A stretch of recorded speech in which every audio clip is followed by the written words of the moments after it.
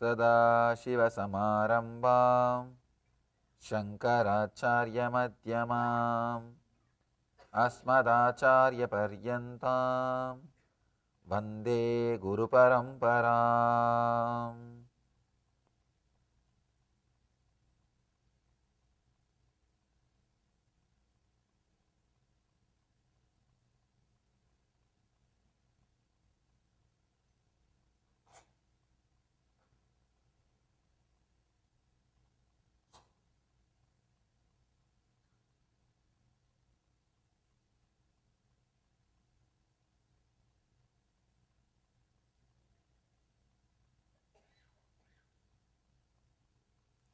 I welcome you all with my love and respect.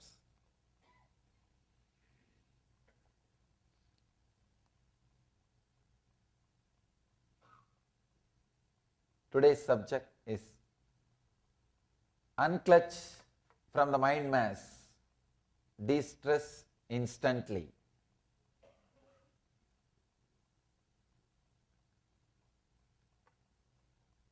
I will be speaking on the 8th sutra of Patanjali. Patanjali has given beautiful 199 sutras describing the whole science of yoga, uniting the individual consciousness to the universal consciousness, making yourself falling in tune with the ultimate. Today, we will enter into the 8th sutra.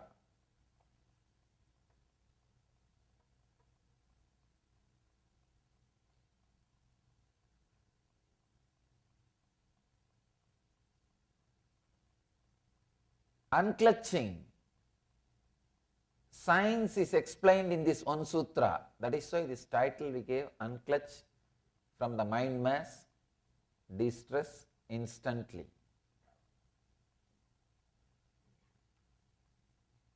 This one sutra can completely turn the way in which you think, the way in which you act, the way in which you live. This one sutra can awaken new consciousness, new energy inside your being. Sometimes people tell me, for each sutra you say the same thing. How to take it, Swamiji? I tell them it is true for each sutra. For each sutra it is same. Patanjali is such a great master. I know for sure he would have worked with millions of disciples. Otherwise you cannot write such a great, highly mystical,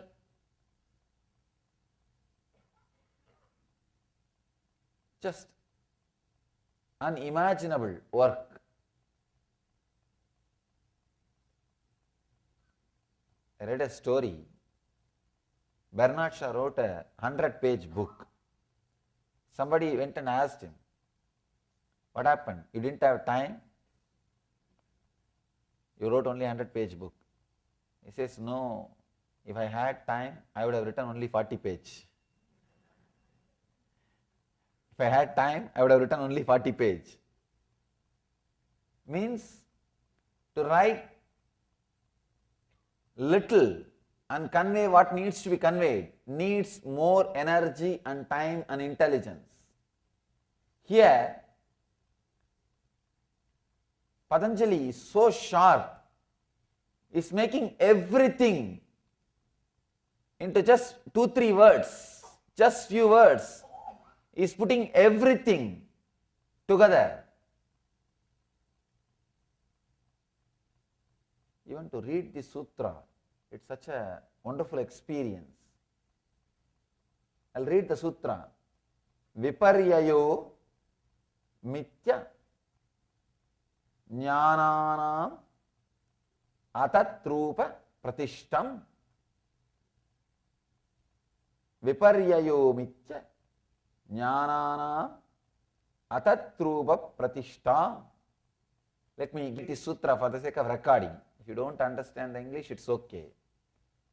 I'll give the translation. Interpreting based on past conditioning leads to misconception or wrong understanding. Let me repeat the translation.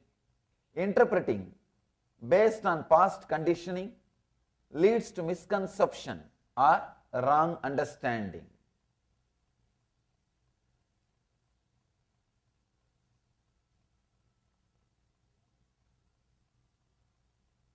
The Upanishads, Zen koans, Sufi mystics' poems, everything expressed by the enlightened masters are again and again repeating what is reality.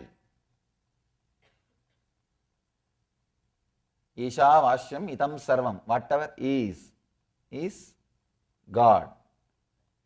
Again and again, even the Zen masters, they say, before enlightenment, mountain is a mountain, tree is a tree, river is a river. After enlightenment, mountain is a mountain, tree is a tree, river is a river.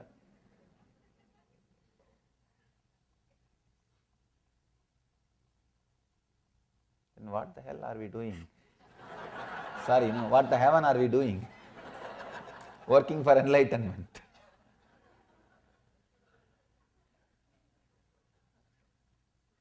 Again and again, masters say what is. Buddha beautifully says, tatata. The word needs to be understood, the isness. Then what is the problem? Where problem starts?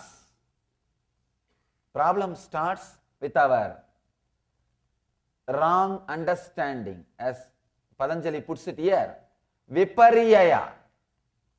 Please understand, it's an important word. I can say the key.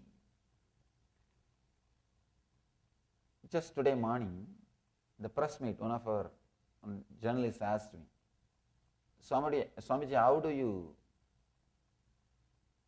ask us to meditate? What are we supposed to do? You speak about meditation. Should we close our eyes and sit and meditate? What we should do? I replied him, in the initial level only you need a technique. You may need to close your eyes and sit for half an hour or 45 minutes, do something. But actually, the real essence of spiritual life is not even meditation. This one sutra, complete understanding, completely understanding, stopping the misunderstanding is real meditation. Please understand. Meditation is not just an activity you do for some 10 minutes or 15 minutes or half an hour per day, then you leave it. No. It's a quality of life. In the initial level, maybe it is necessary for you to create a concentration and center yourself. So half an hour sitting with closed eyes, okay. But that is not the end. Techniques are like boat. But this teaching, what Patanjali is giving in this sutra, is like a river. Boats are okay in the initial level, but boat is not life. That is not life. Life is river. Here, Patanjali is giving a very beautiful technique, amazing technique. You can say the essence of spiritual life. When I read each sutra, I feel like this is enough, nothing more is required. You don't need anything else. Any single sutra, if you take up one sutra and contemplate that, that's enough. Nothing else is required. Nothing else needs to be done. One sutra, if you can internalize, that seed is enough. It will bear its fruit. The fruit will be your enlightenment. Sometimes I feel you should not read more than one sutra per day. Because if you read too many sutras, your mind will skip from here to there, and you will not internalize. You will not meditate on them. But if you read only one sutra, your whole mind will be working on it, or that sutra will be working on your consciousness. Your whole being will be filled with that one sutra. You will see that sutra starts expressing itself inside you. It starts expressing itself inside you. Interpreting based on past conditioning leads to misconception or wrong understanding. The whole thing, whatever problem you have, can be solved with this one key. Because your whole thing, whatever problem you have, everything is just because of one reason. That interpreting based on past conditioning leads to misconception or wrong understanding. Please understand. All your fear, all your greed, all the things which you think as your identity, all your worries, whatever you think as disturbance, misfortune in your life, can be sorted out with this one understanding. If you look with a little sympathy, little compassion, little sympathy and compassion towards this moment will completely open a new door. You will have a new understanding. When you don't have compassion to this moment, you always judge this moment with your past experience. Please understand. I am giving you a new key. Have compassion towards this moment. Have compassion towards sympathy, towards present moment. We never have a compassion towards present moment. We are always violent with the present moment. That is why we kill it with the past. We kill the present moment with the past. We are constantly waiting for present moment to come so that you can kill it with your past. You can destroy it with your past. You can abuse it with your past. Abusing the present with the past is what I call hell. Continuously we torture, we disturb the existence by killing the present moment. Please understand. The eternity comes in front of you, presents itself to you in the present moment. You can touch the eternity only by touching the present moment. You can see very clearly, you can't touch the past, you can't touch the future. You can touch the eternity only by touching the present moment. The present moment is the only way you can connect with the eternity. But when you don't connect with the present moment, if you are constantly torturing it with your past, you are creating misconception, wrong understanding. Sometimes we are strongly stuck with the wrong understanding, with the wrong concepts. That is why Patanjali gives a very beautiful, actually just before the sutra, he has given wonderful concept.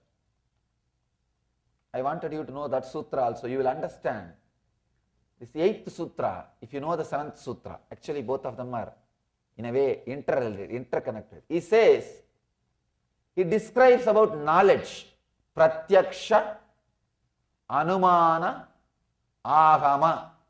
These three are right knowledge. In the 8th sutra, he speaks about wrong knowledge. In the 7th sutra, he speaks about right knowledge. Both are interconnected. That's why I wanted you to understand the 7th sutra also. If you understand the 7th aphorism, 7th sutra, you will understand the 8th sutra in much better way. In the 8th sutra, he says what should not be done. The 7th sutra, he says what should be done. What should be done. Please understand.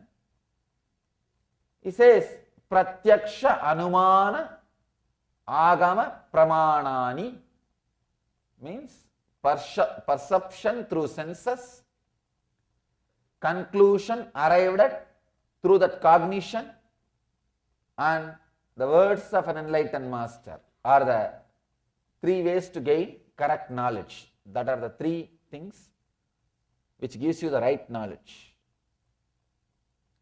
The 8th sutra he says about the wrong knowledge. Wrong knowledge means interpreting based on past conditioning leads to misconception or wrong understanding. For example, if you are hurt in the past by somebody who is wearing a white dress, whenever you see a man with white dress, you will always have that fear, that sankata, means discomfort.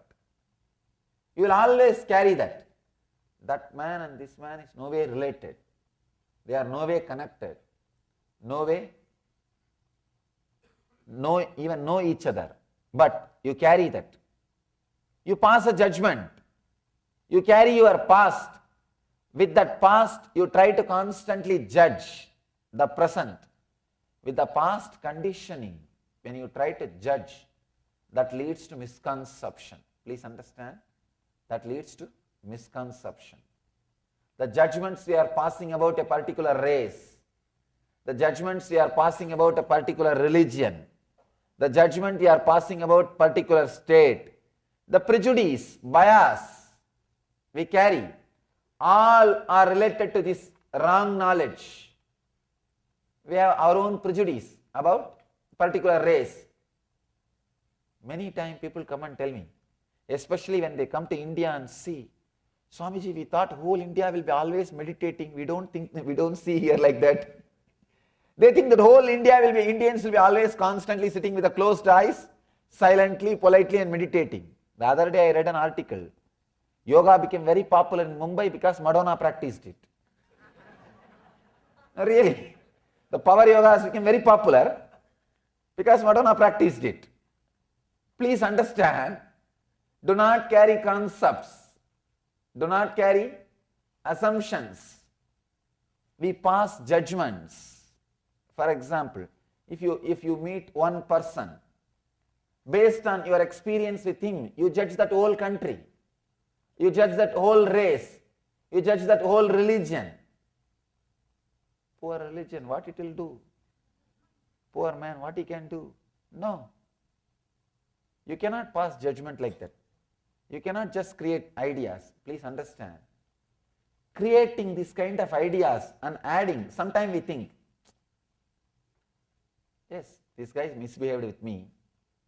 I know it's not that all the people from his religion or from his country will misbehave with me, but even then I can have a casual opinion. What is the wrong? Nothing wrong. So when you casually chat with your friends, you pass a comment. You know, that guys, they are very egoistic. Their whole country is arrogant. You make a comment. You think, what is the harm in this simple comment? Nothing wrong. After all, I am not going to believe this. You yourself think inside. No. It is not true. I am passing a judgment against one race or against this country. How can I pass a comment? It's not true. One side of your mind will say. The other side you will say, no, it's not wrong. After all, it's okay. Don't think. If you repeat some words again and again, you will start believing it. So be aware of the words you are repeating. Please understand. The other day I was reading autobiography of a yogi, Paramahamsa Yogananda's autobiography. He says very beautifully, the power of words. The first few chapters, he describes few incidents where he uses particular words with a strong concentration. Just that words come true. He says he was having a conversation with his sister. Suddenly, for some reason, he said, the sister was trying to apply some medicine on her body. The Yogananda commented, that medicine will not work. You will have the boil twice tomorrow. She was trying to apply some medicine for boil. He says, you will have medicine, you will have the boil, 2 size, double size tomorrow.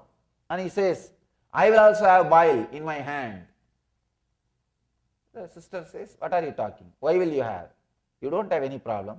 Why do you say these words? And he just makes this statement.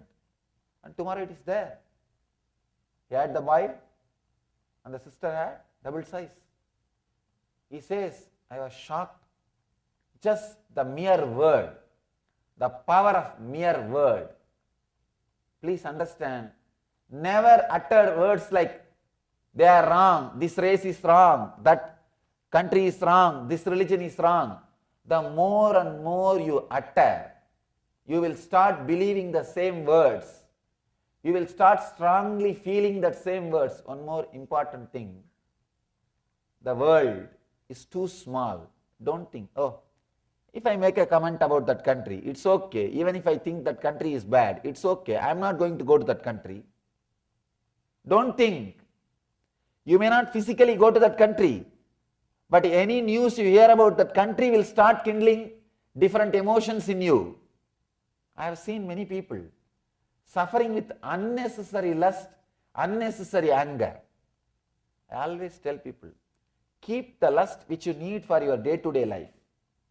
Keep the anger which you need for your day-to-day life. That is okay. But we suffer with unnecessary lust, unnecessary anger. Unnecessary anger means the anger which is no way going to help you, or the anger which you can no way exhibit. For example, you read some news about some country's president. In some country you say, these guys are killing their citizens. You carry a strong anger. This fellow is doing all these things. You carry a strong anger. Will you be able to do anything against him? No, you can't.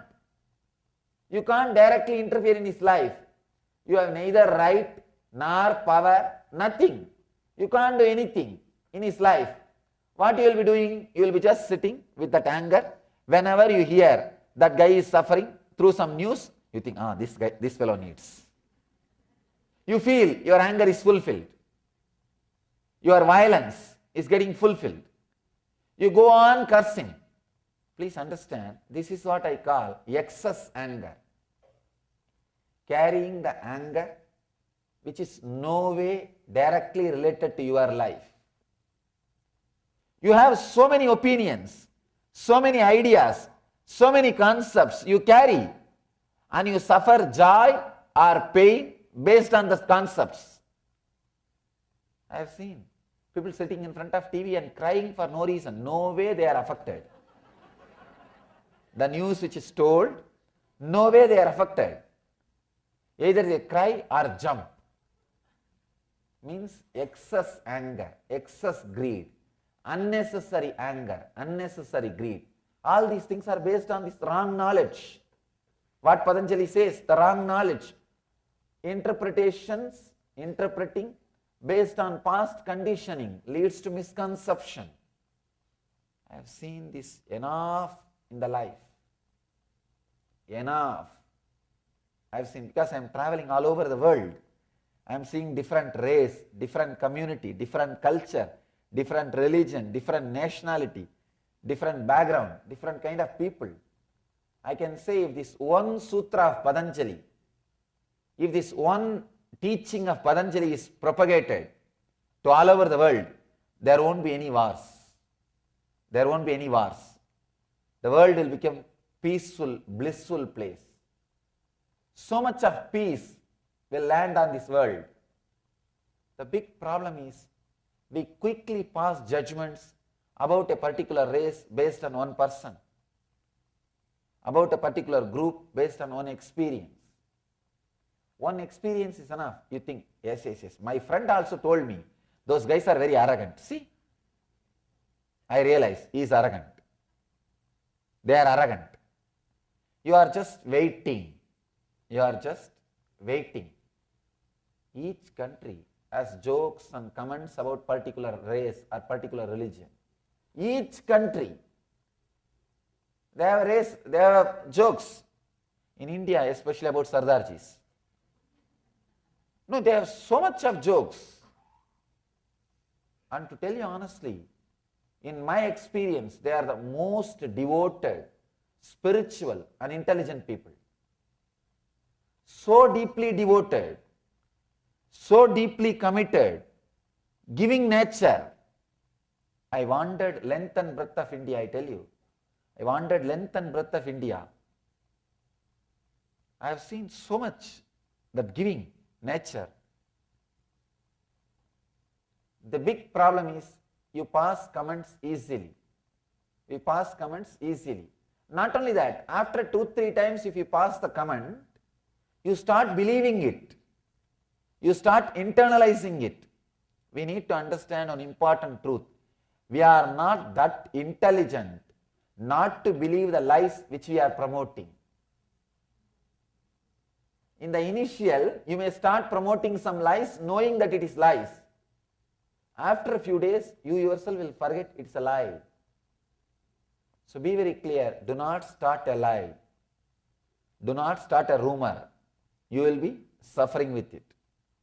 You will be suffering with it. A small story I read somewhere in a book. One journalist who writes all tabloids goes on, actually lies can be sold, rumors can be sold much easily. Negative news can be sold very easily. It sells like hotcake. Negative news sells like hotcake. Just write some 10 positive things. One enlightened master came, he did so many good things and he is doing so much service. Who will read? No. But write some news about the drug or some news about the murder, some news about some criminal activities, paper will sell. Negative things can always be sold. So this guy who lived his whole life by creating and maintaining rumors, creating and sustaining rumors. This guy dies and goes to the court for judgment, the upper court. There Saint Peter is standing. He says, oh, tabloid journalist, no. We don't let you inside heaven, go to hell. That guy says, no, give me just one day. I'll go around and come back. I'll just see the heaven only once. This guy says, no, you have no work here. You have no business here. Here no news comes. All saints are happily sitting in the cloud and singing hallelujah. There is no news. Everybody is completely settled. Here nothing happens. Go to hell, you will have a lot of news. All famous people are there. You will have enough news. This guy says, no, I wanted to just see one day. Saint Peter says, it is impossible. We can't allow you inside. Then this guy tempts Saint Peter. This guy is an intelligent guy. He says, give me 24-hour time. If I can convince any one of your journalists to go to hell, will you let me stay here? Saint Peter says, this is too much. How can you do that? He says, that and all you don't ask. If I can convince any one of your journalists to go to hell, will you let me stay here? He says, all right, I can try. Okay, deal. Come inside. This guy goes. They had only 10 journalists because nothing much happens. God comes and sits in the court in the morning and judgments are given. Evening he goes back. Nothing much is happening. All the saints are there enjoying. What is there? The same routine. And this guy, they have only 10 journalists. This guy goes to the heaven, goes round. By the end of the day, evening, he comes back to the pearly gates. Saint Peter says, no, now you cannot go back. You have to be here. This guy says, what happened? No, I have to go to the hell. Saint Peter asks, why? Why do you want to go? What this guy did, this guy created a rumor that in the hell they are starting a new magazine. They want editor. He spread on news and all the fellows fled. Because how many days, especially journalists, you can't be sitting without news. It's really boring. Even in the heaven, they want some news. And without news, even heaven looks like a hell for them. So they thought, better let us go to hell. They all ran away to hell. And this guy is also running. This guy who created the rumor, this guy is also running. Saint Peter stopped and said, what happened? You only created the rumor. All of them are already in the hell. Now you are the only journalist we have. We can't afford to lose you also. You have to be here. This guy says, no, no, I only started the news that is true. If so many people are believing, there must be some truth in it. If so many people are believing, there must be some truth in it. Understand? Don't start rumors. Don't start rumors, even in a jovial way. You will be caught by your own rumors. You will be caught by your own words. The words which you create, I have seen many times. People casually create simple words. In the relationships, they very casually create simple words. He is bad. He is torturing me. Very simple words for no reason. For very simple incidents. But those words gets imbibed, engraved, and you start thinking that's the truth. Please understand, words can just stop your thinking. Words can just stop your perception. Words can just stop your conscious flow. For example, if you are in a particular situation, if you are open, fresh, alive, without the past conditioning words, you can handle that situation directly. You can live that situation directly. You can experiment with that situation directly.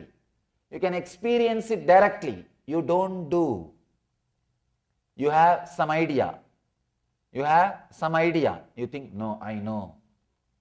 I know. This is what is going to happen. I know. You see, I was telling you the other day, this guy is like this only. Your mind comes to a confirmation and immediately you jump and start taking actions. Look into yourself. All your suffering, I can say capital letter ALL, all your suffering is just with this one problem, carrying, interpreting based on the past conditioning leads to misconception or wrong understanding. Wrong understanding means wrong decisions. Suffering, you can see in your life. You don't wait till the situation comes in front of you. You take your own decisions, your own ideas. Mind becomes chaos. Mind becomes chaos. Completely confused. With the past engrams, you go on and on and on interpreting. Create problems. Actually, many times you can see. By the time you create a whole problem in your imagination and be ready with all the weapons to attack the other person, he comes, when he starts talking to you, suddenly you realize, oh God, there is no problem at all. He did not even think about it as a problem.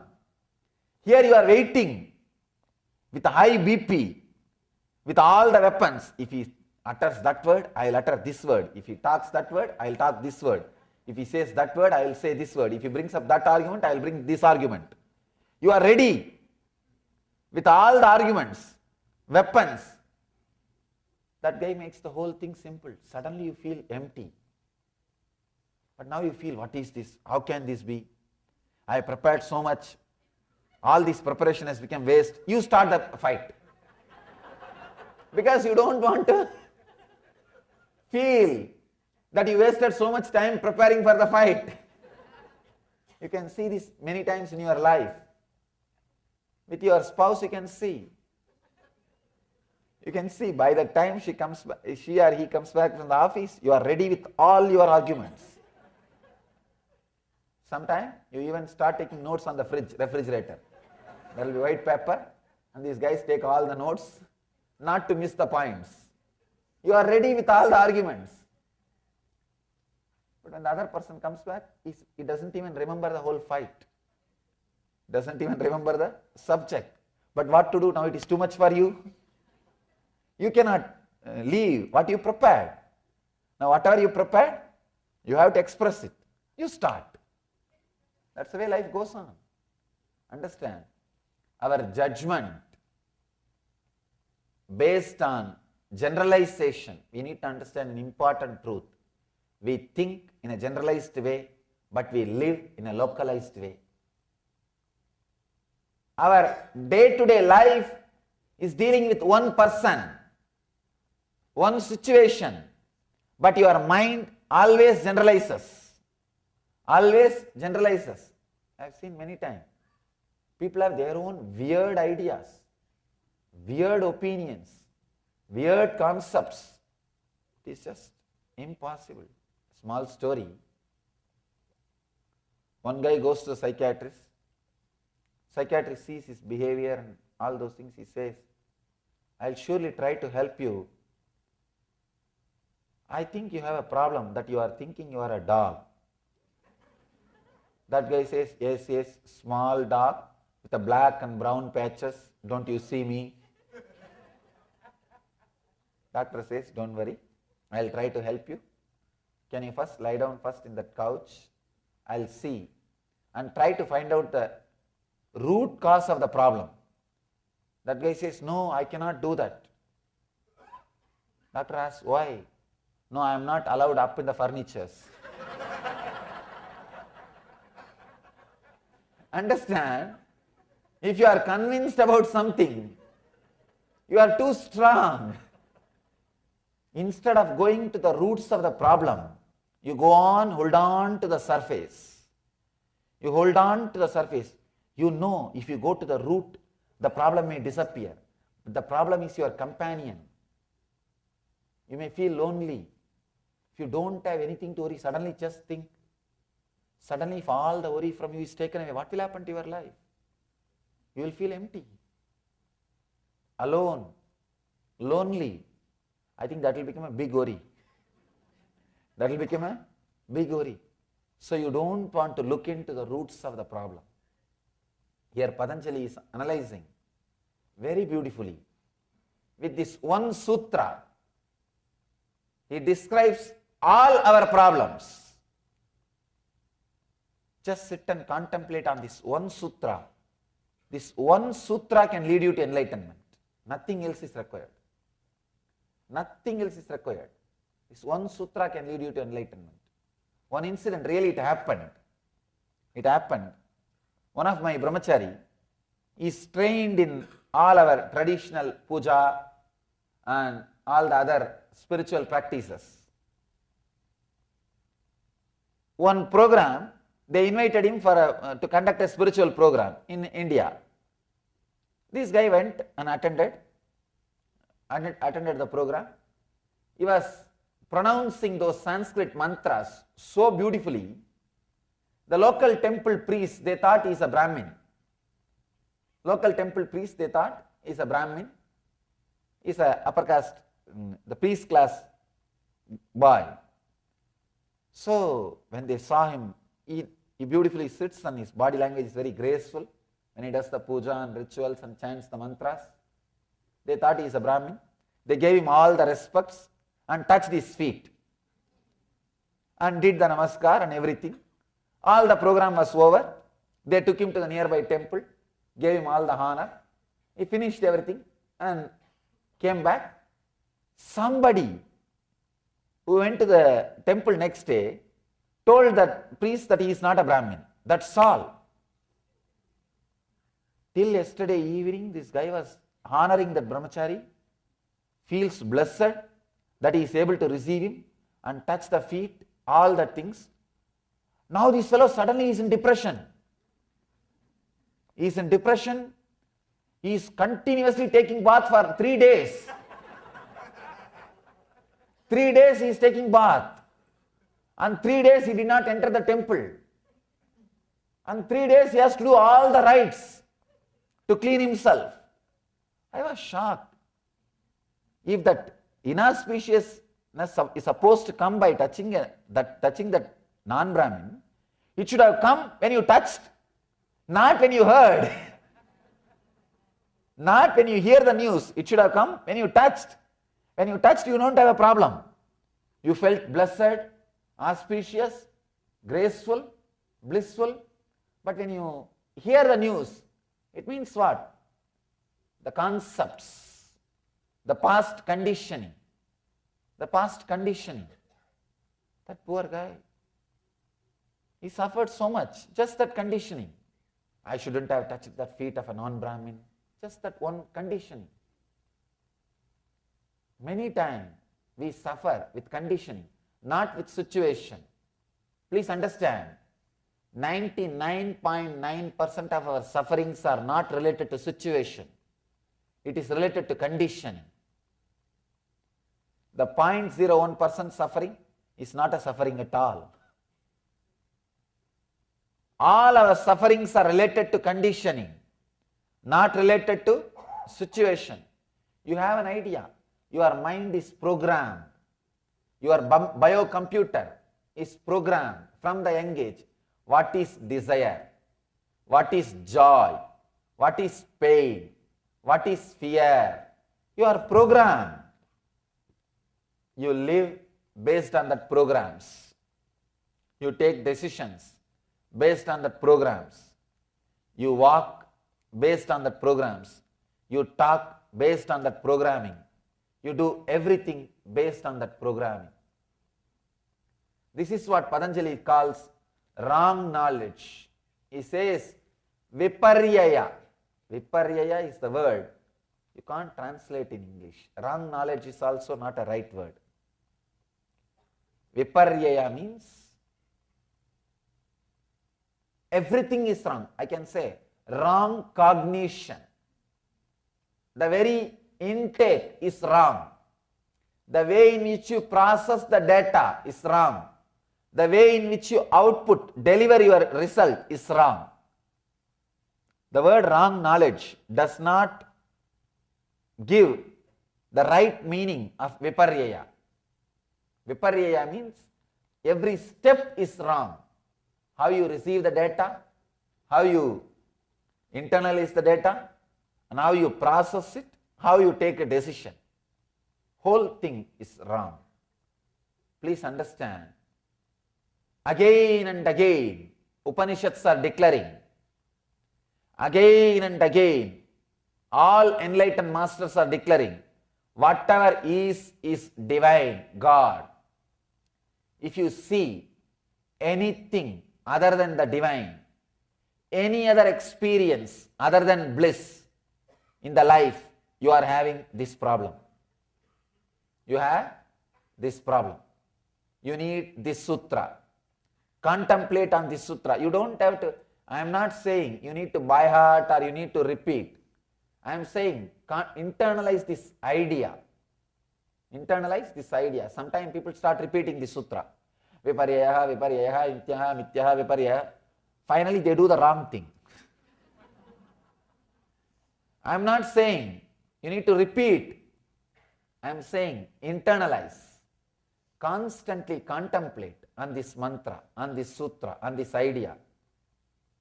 Interpreting based on past conditioning leads to misconception or wrong understanding. Do this as an exercise, homework. Just sit for 1 hour in the house today. Write at least 10 incidents. You can surely write 10 incidents. I can say 10, I am not even saying from your whole life. From morning till today, you can write 10 incidents.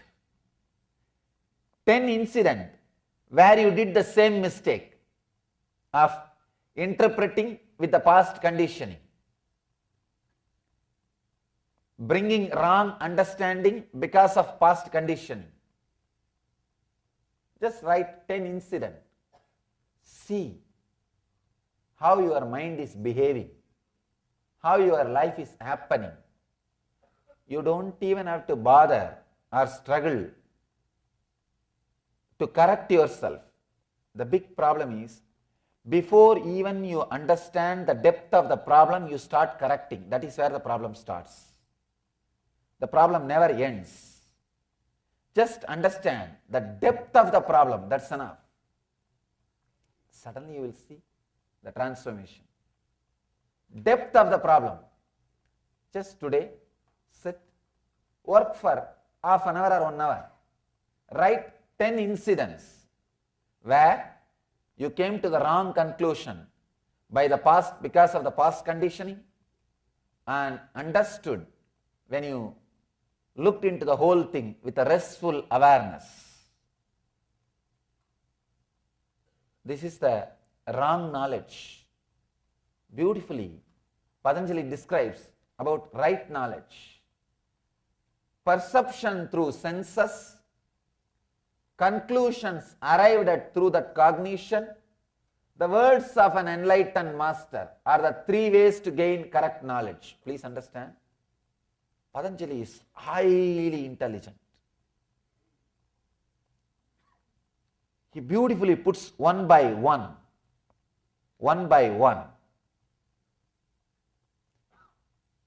First level of knowledge. Second level of knowledge. Third, next level of knowledge. He beautifully puts. Please understand. Correct knowledge can never be at one level. Correct knowledge can never be at one level. There is a beautiful story in Vivekananda's life. When Ramakrishna gave the experience and the truth to Vivekananda, that whatever is Brahman, is divine. It's a right knowledge. Vivekananda started going and hitting his head on an iron rod to test whether that iron rod is also a Brahman. Whether that iron rod is also a Brahman. Please understand, the iron rod is a different level of knowledge. Whatever is Brahman is a different level of knowledge. You need to understand different levels of knowledge. There is another one beautiful story by Ramakrishna. One day the master was teaching in the monastery that whatever is God. So all the disciples heard the truth. They were in a high ecstasy. They went to take bath. When they finished the bath in the river and came back, on the way, one mad elephant was running here and there in the street, chasing people. So that Mahut, the elephant trainer, that guy was shouting, please run away, run away, run away, save yourself. This is a mad elephant. He was trying to control the elephant and he is shouting.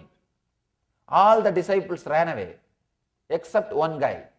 One guy was standing in the road and saying, today morning only master said, everything is divine, everything is God.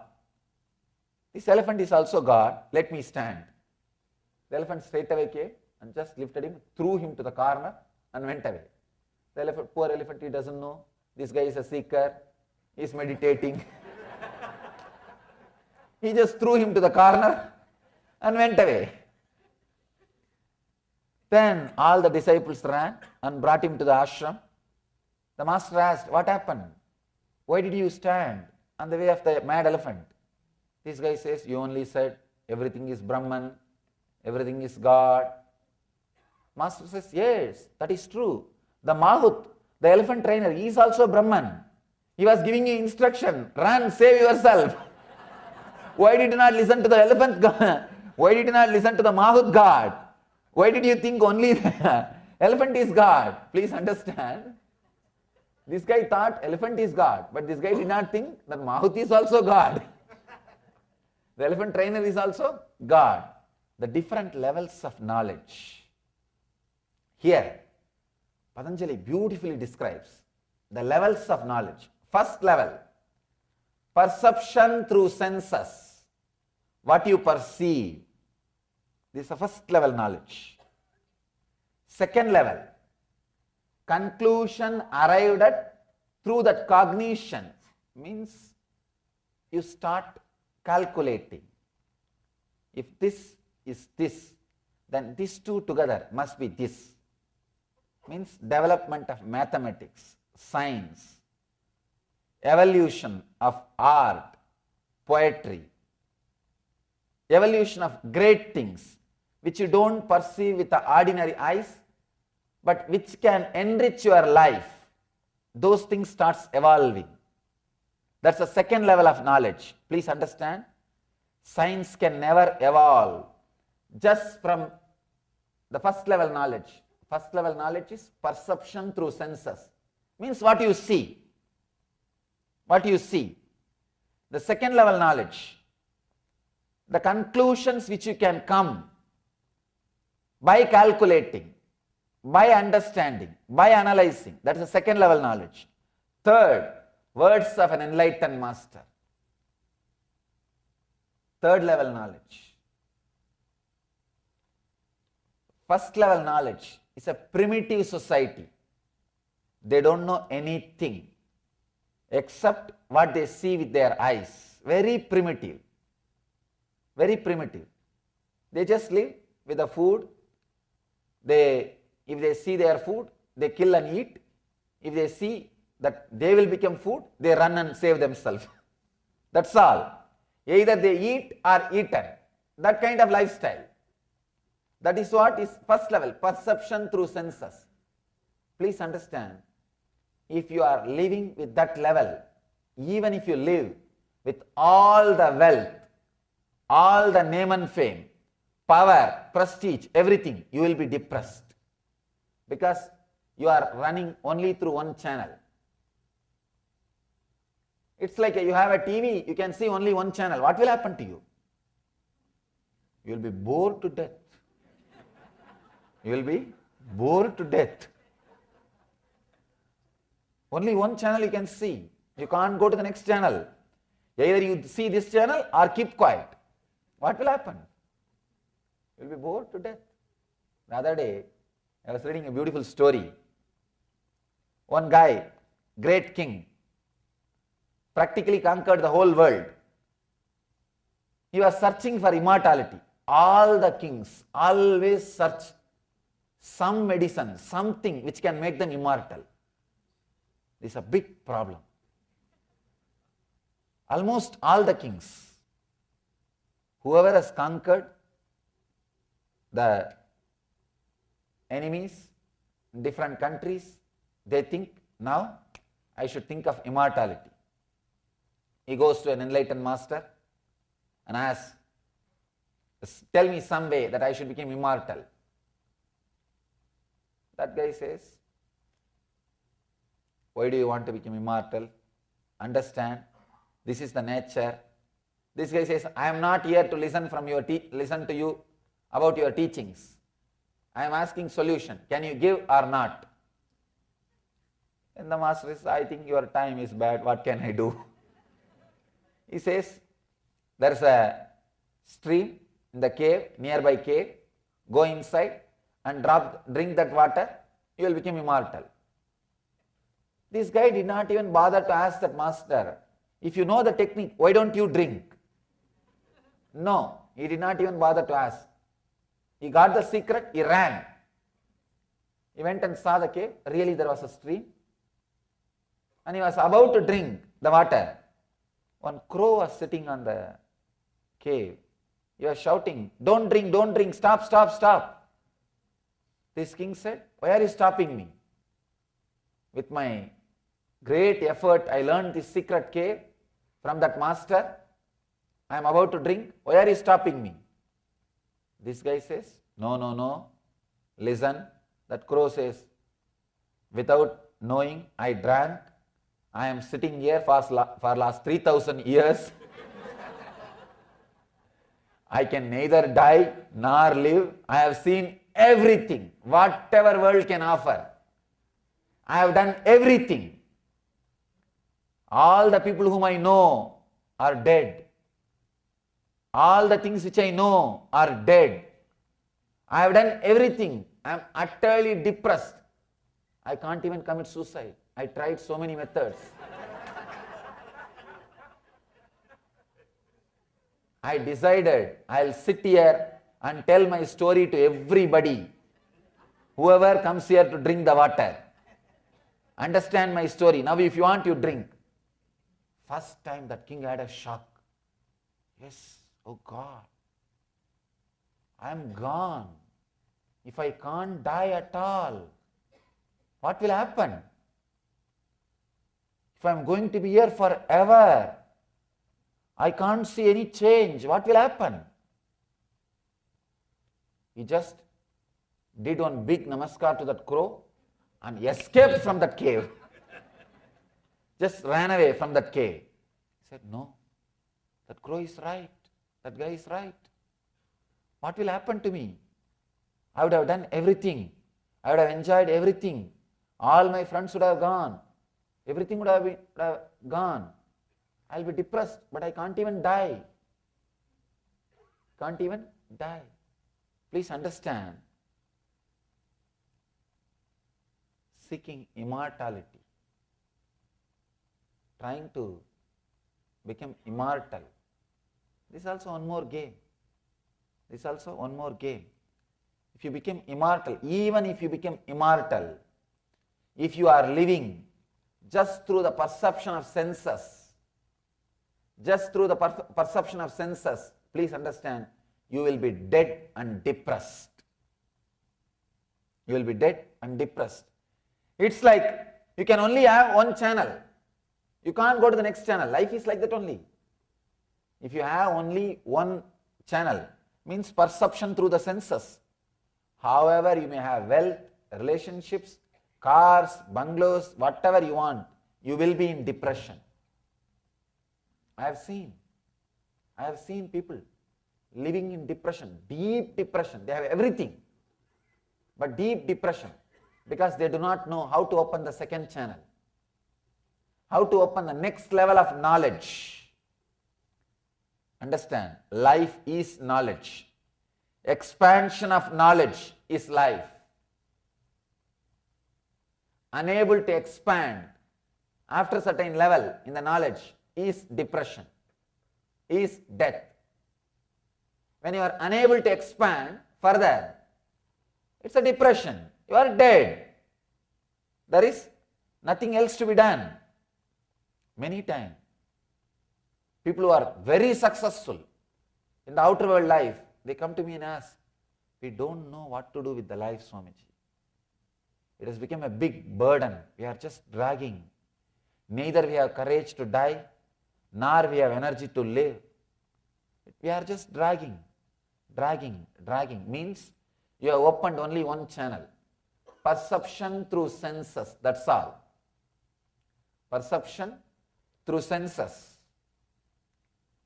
Very rarely people start the second channel. Only they become scientists, artists.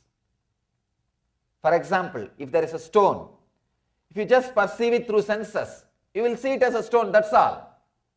But if you can start inferring, if I remove this part, if I remove this part, if I remove this part, it can become a sculpture.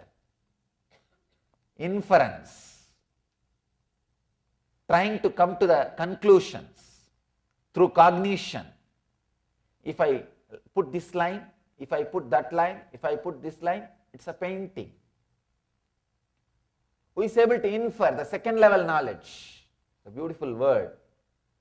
Pratyaksha Anumana. Pratyaksha is the first level knowledge. Many people stop with that.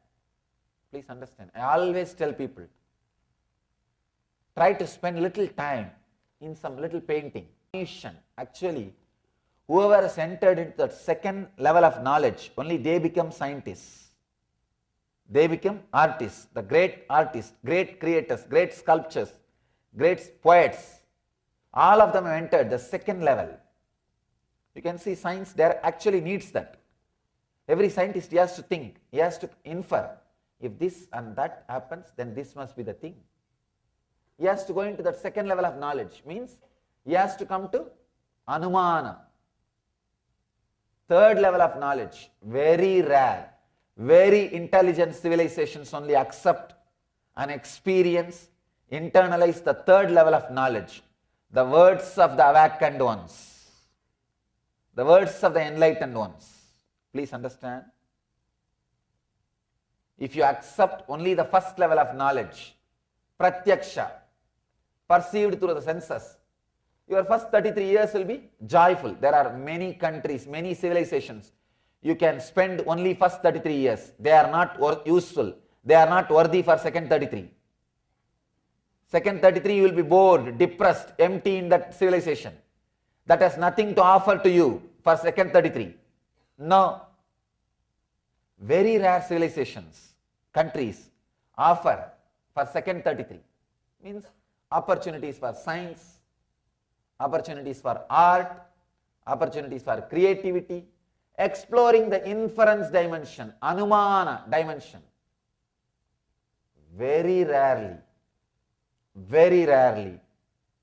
only few civilizations gives you the opportunity to experience the third level of knowledge, the agama, the knowledge, words of the awakened ones, words of the enlightened ones.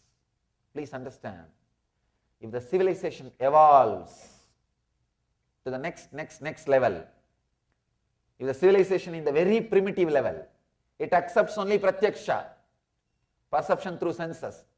If it has evolved to the scientific level, it accepts pramana, it accepts anumana, means inference.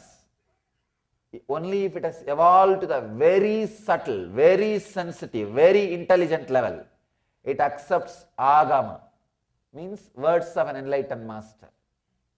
Words of an enlightened master. There are some civilizations, primitive, they offer life only till 33. Even after you become 33, you have to have the entertainments only for things which is designed for below 33 people. You have to go to the same theme park which is designed for kids. You have to enjoy the same thing which is created for kids. Please understand that civilization has nothing else to offer. It has nothing else for you. It has only below 33. Some civilizations, artistic, scientific civilizations, they can offer material for you, entertainment for you till 66. 2/3. Very rarely, I can say, only Patanjali civilization. The civilizations which produced great people like a Patanjali, only that civilization offers. When I say that civilization, I don't mean geographical India. Please understand. Bharat is not geographical, it is spiritual. Wherever the science is practiced, the spiritual knowledge is alive, all that place is Bharat. All that place is Bharat. Please understand, only a civilization which gave birth to a great masters like Patanjali can offer entertainment, things for you till 100. Till 100. Only that can entertain you for your whole life.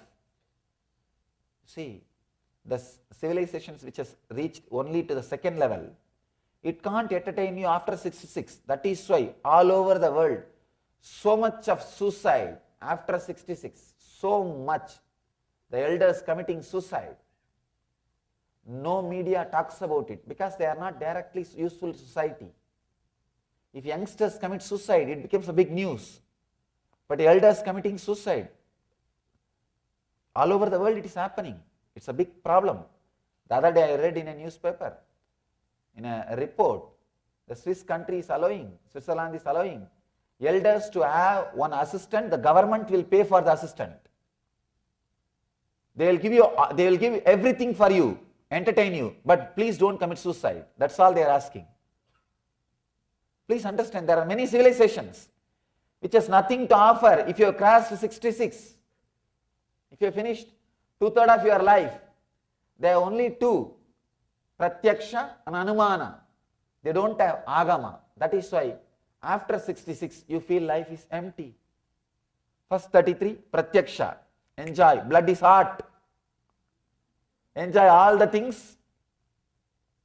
Then after 33 to 66, anumana, start creating the science, art and all those things, enjoying. After 66, that also will be bored. Now you need agama, the words of an enlightened masters, the third level knowledge. If you can go next to next to next, you are a complete human being. You will live as a fulfilled being. That's what I call gracefully aging. If the third part, agama, has not happened in your life, means feeling connected to the words of the enlightened ones. If the third part of the knowledge, the higher level of the knowledge is not opened in your consciousness, please be very clear, you will be in depression in the third part of your life. That is the worst thing can happen to a human being. Being in depression in the third part of your life is the worst thing can happen to your life. The Vedic civilization, they have done such a great good to the humanity by awakening the third part in every human being. The Vedic civilization is such, if you go through first part and second part, automatically interest for the third part will be awakened in you.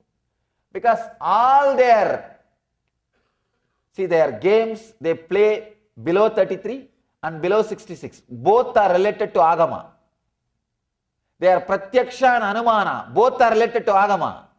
Means the words of an enlightened master. So you don't have a problem. By the time you cross 66, you don't have a problem in sitting in meditation.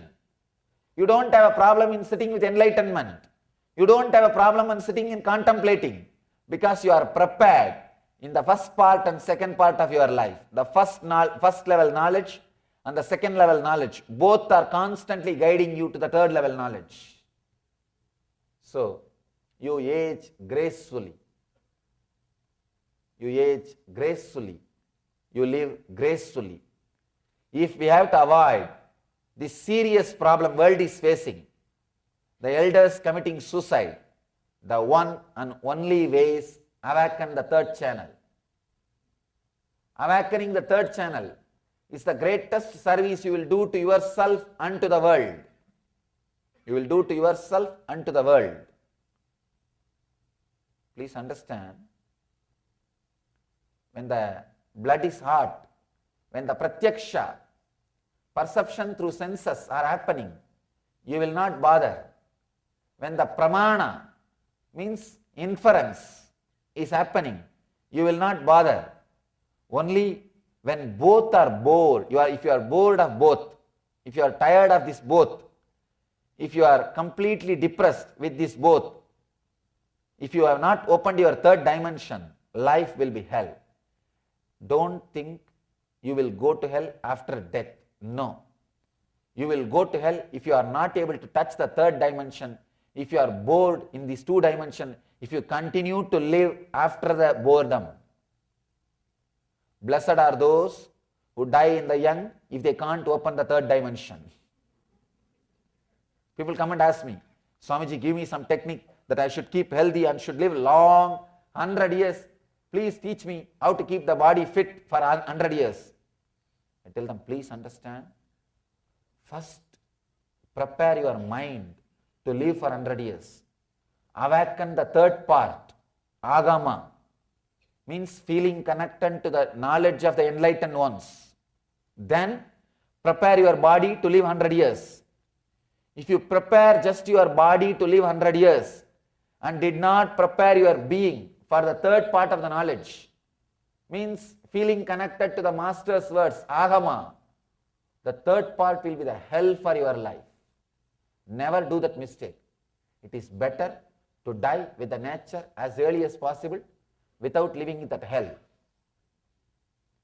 Anybody who is interested to live long, please prepare your mind first. Awaken the third channel first.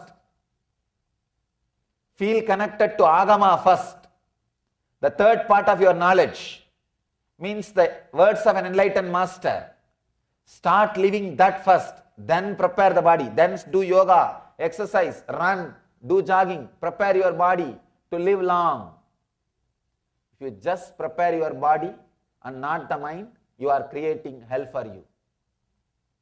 I have seen elders, they come and cry. We can neither be useful to society, nor we are feeling completely happy, and we are not dying also. We can't commit suicide. We don't have the courage for suicide. It goes on and on and on. Please understand, the first thing you need to do for your future, I can say this is the best retirement plan. This is the ultimate retirement plan.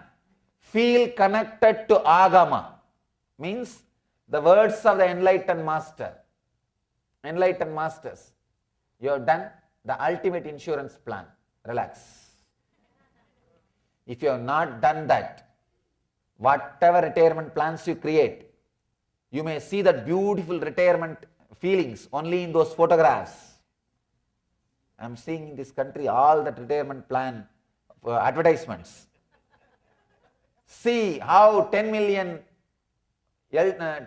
people are traveling towards their safe retirement.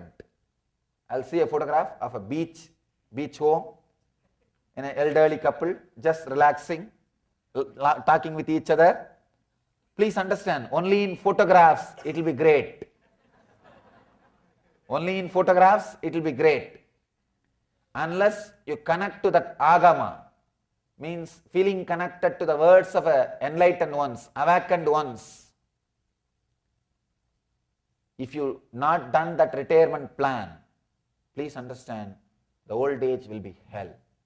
Because you may have money, you may have food, you may have health, you may have relationship, but what will you do? You will have nothing to do. You will not have expansion. You are not entertained. You are not engaged. What will you do? Then you will start brooding over your first 33. If you start brooding over your first 33, it's all fantasy. Your mind is ready, but body cannot cooperate. What will you do? And the second 33, inference. It's all intellectual jugglery, maths, science, art, everything. But again, even for that, your body will not be ready. How long? How much you can do? Your body will not be ready. If you open only the third dimension, the most subtle dimension, subtlest dimension of your being, you will have something to do. You have something to do. You have you for you. Please understand, I can say this is the ultimate retirement plan. Pratyaksha, Anumana, Agamaha. Awaken the Agama dimension, that is the right knowledge. In these two sutras, Patanjali gives a beautiful understanding about wrong knowledge and right knowledge. These two sutras, I can say, is the essence of life. When I look inside, I really understand. I wanted to tell you, I have seen my own grandfather. He lived very old, and one of my grandmother, she lived 103. Fortunately, my grandfather is awakened to the third dimension, that feeling connected to the words of the enlightened one. He lived such a wonderful life. Unfortunately, this grandmother whom I am referring, she was not awakened to the third dimension. She was stuck with the second. I have seen her life was hell. She had so much wealth. All relations. In India, you know, it's a huge joint family. Joint family. One grandmother will have at least 20 grandkids. And one grandchild will have at least 20 grandmothers, grandfathers. And sometime only you will not know the names. Now, such a huge family. Even then, she was in such a deep depression. Such a deep depression. Please understand, Alzheimer's happens because you don't want to think anything. Constantly you give instruction to yourself, unconsciously. You don't want to think anything. You don't want to think anything because whatever you think, you are not able to live. If you have not opened the third dimension, if it is only the first and second, what will you do? You don't want to think anything. So enter into the Alzheimer's, it's a lot better. It is a lot better. I have seen the people who have not opened the third dimension, their old age, that's a hell. I have seen the same way who has opened the third dimension, they live in heaven. See, in all over the world, the maximum suicide profession is psychiatric doctors. And people who die very early are physical doctors, the medical doctors. India, Swamis are the people who are doing both the job. They live up to 90, 95. I have seen in many monasteries, the youngsters will be waiting for the seat. This fellow will not leave. He will be sitting. He will be 95, 100. He will not leave. Not only will not leave, he will be very happy. That's another one problem. At least if you are not happy, depressed, they can say, no, no, you are not able to manage and maintain all the responsibilities of the monastery and ashram. Please get down. We will sit. These fellows will be very happy. Going around morning for a walking, doing yoga and remembering every devotee whom they met at the age of 30, 20, 25 and asking about them, talking to their parents, grandkids. They will tell, oh, your grandfather is my devotee. That fellow has gone long before.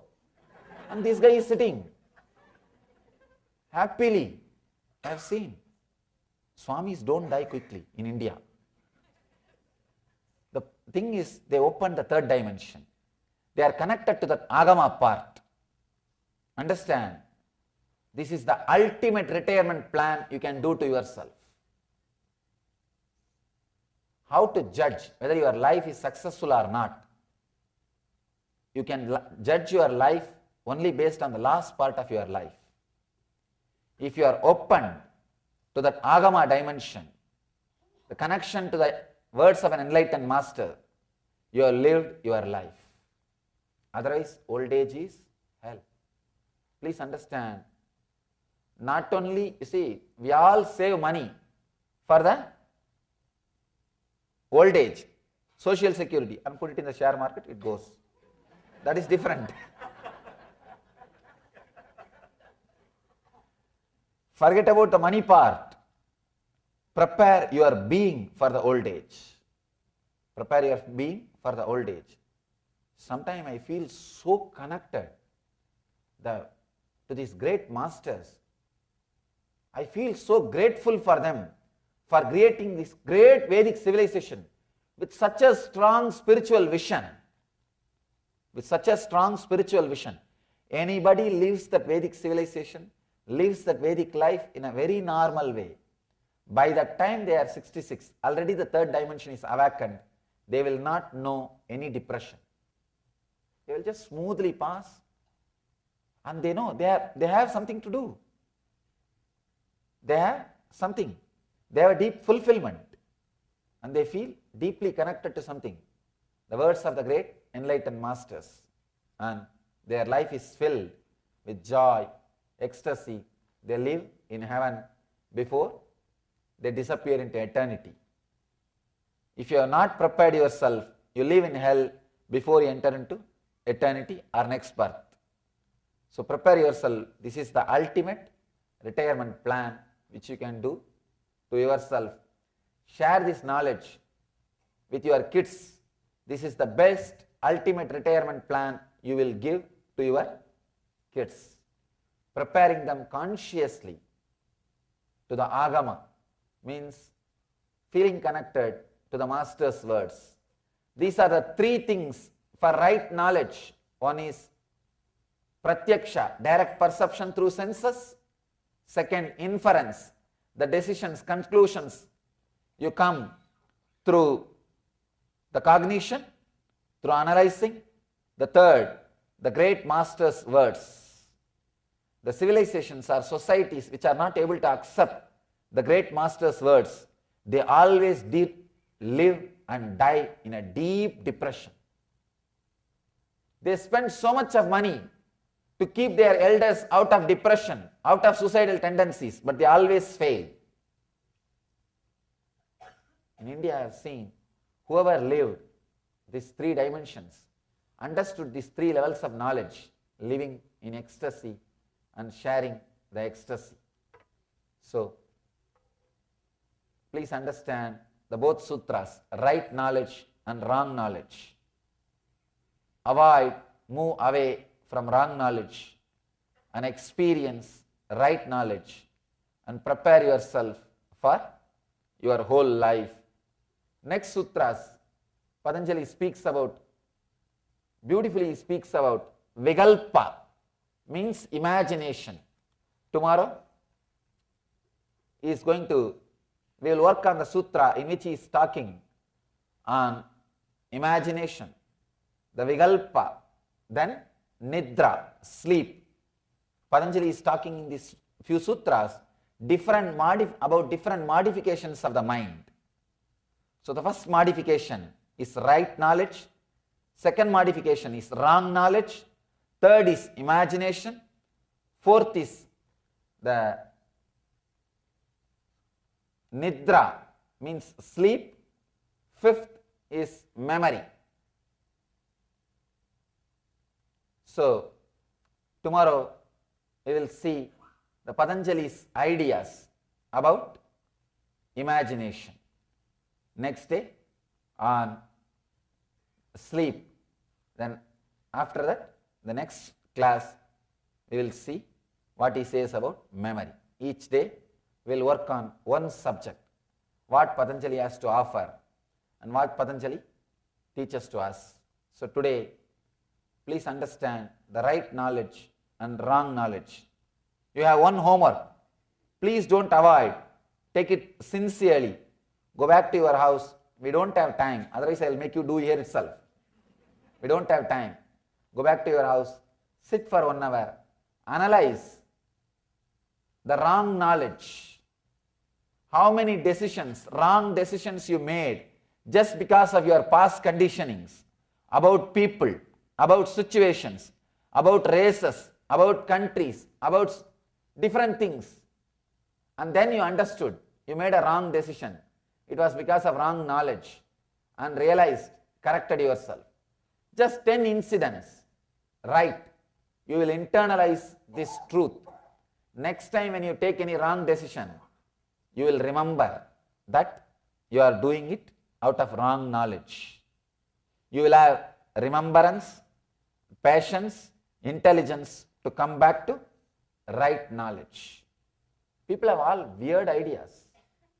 The other day I heard one guy started telling, my Kundalini is awakened, now I need 2 wives. God. If your Kundalini is awakened, you may not need even one. They have their own weird ideas. I was shocked when I heard. The other day I was reading one advertisement, yoga for better sex. Oh God, if Patanjali hears, what will happen? The first thing which he says is brahmacharya before entering into yoga. He says, ahimsa, brahmacharya, asteya, satya, aparigraha. Anyhow, you have our own weird ideas. So don't have your wrong, weird ideas. Come to the right knowledge. So try to do this homework in the house just to internalize this idea, how many mistakes you make by your past conditionings, trying to interpret based on the past conditioning, which leads to misconception or wrong understanding. So I bless you all. Let you all experience these truths in your consciousness and live enlightenment. Live as Jivan Muktas. Let you all achieve and radiate the eternal bliss, Nityananda. Thank you.